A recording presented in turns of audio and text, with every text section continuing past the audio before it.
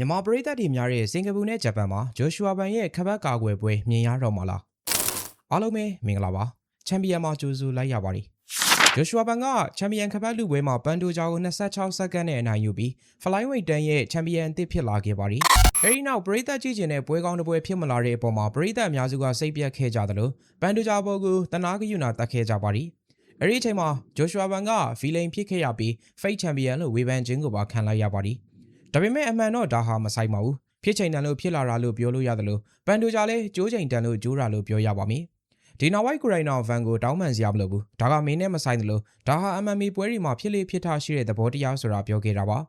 Flyweight တန်းရဲ့ဂုတ်ကြီး Demetrius Johnson ကလည်းဒီစကားအတိုင်းပဲဗန်ဟာအချောင်ရသွားတာမဟုတ်ပဲသူ့ရဲ့ကြိုးစားမှုကြောင့်ဒီခပတ်ကိုရခဲ့တာဆိုပြီးပြောသွားခဲ့တာပါအချိန်ခဏလေးဖြစ်သွားတာစိတ်ပြက်စရာဆိုပေမဲ့ဗန်နဲ့ထိုက်တန်လို့ပြောခဲ့တာပါပွဲပြီးမှလည်းဗန်ကူရိုင်းဖြစ်ချိန်တန်လို့ဖြစ်လာတာပါဆိုတဲ့သဘောကိုဥမင်နဲ့ဝင်တဲ့အချိန်ပြောပြခဲ့တာပါတန်စကားထဲမှာဂျိုးရူဂန်ကဗန်ရေးမင်းနေတဲ့ချန်ပီယံကာကွယ်ပွဲမှာတက်စရိုတိုင်ရာကိုရင်ဆိုင်သွားရမယ်ဆိုရင်ဘယ်လိုမြင်လဲဆိုတဲ့အပေါ်မှာ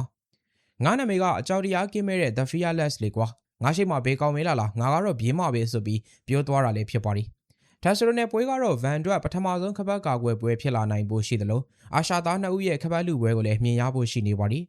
ဂျပန်သားလေးဟာဗန်နိုင်ရခဲ့တဲ့ဗန်ရဲ့ပြိုင်ဘက်ဟောင်း Brandon Royval နဲ့ထိုးတက်ခဲ့ပူပြီးရှုံးနိမ့်ခဲ့ပူတာလည်းဖြစ်ပါတယ်။ UFC 323သတင်းစာရှင်းလင်းပွဲမှာလေသတင်းသမားတွေအနေနဲ့ဒီနောက်ဝိုက်ကိုစင်ကာပူမှာမြန်မာပရိသတ်တွေအများကြီးရှိတယ်။မင်းအနေနဲ့ဗန်ရဲ့ခပတ်ကာကွယ်ပွဲကိုအဲ့ဒီမှာကျင်းပဖို့ရှိလား။နောက်ပြီးဂျပန်မှာရောကျင်းပဖို့ရှိလားဆိုတဲ့မေးခွန်းအပေါ်အတိအကျညှင်းဆန်သွားတာမျိုးမဟုတ်ပဲ။မင်းတို့ပြောတဲ့အဲ့ဒီ idea ကိုငါသဘောကျပါတယ်။ဖြစ်နိုင်ကြတော့ရှိပါတယ်။နောက်ပြီးဂျပန်မှာလည်းကျင်းပပြင်လည်းဖြစ်နိုင်ပါတယ်ဆိုပြီးဖြေသွားခဲ့တာပါ။ဒီစကားကိုကြည့်ရင်ဒီအာရှသားနှစ်ဦးရဲ့ခပတ်လူပွဲဗန်ရဲ့ခပတ်ကာကွယ်ပွဲကိုနေဟုံးမြေမှာလုပ်မလားရွှေမြန်မာရီပေါ်တဲ့စားလုံးမြေမှာပဲကျင်းပသွားမလားဆိုတာစောင့်ကြည့်ခြင်းစရာကောင်းနေပါပြီ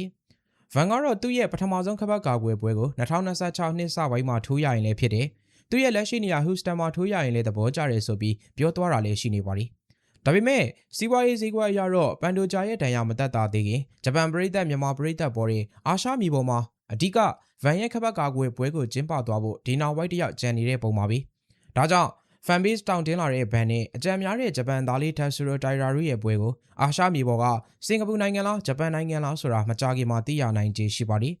ဒီဂျပန်သားလေးဟာဗန်အတွက်တော့ခပတ်ရပြီးပထမဆုံးဆန်မီဝဲအစ်စ်ခံရမှာဖြစ်တယ်လို့ ground ပိုင်းလေးကောင်းတဲ့ဒီကောင်လေးကိုဗန်အနေနဲ့လက်သီးချက်နဲ့အနှက်ချီးထွက်အောင်ဆုံးမသွားနိုင်မလားလို့ပြောရင်နှီးကုန်းချုပ်လိုက်ရပါသည်အားလုံးကိုကျေးဇူးတင်ပါတယ်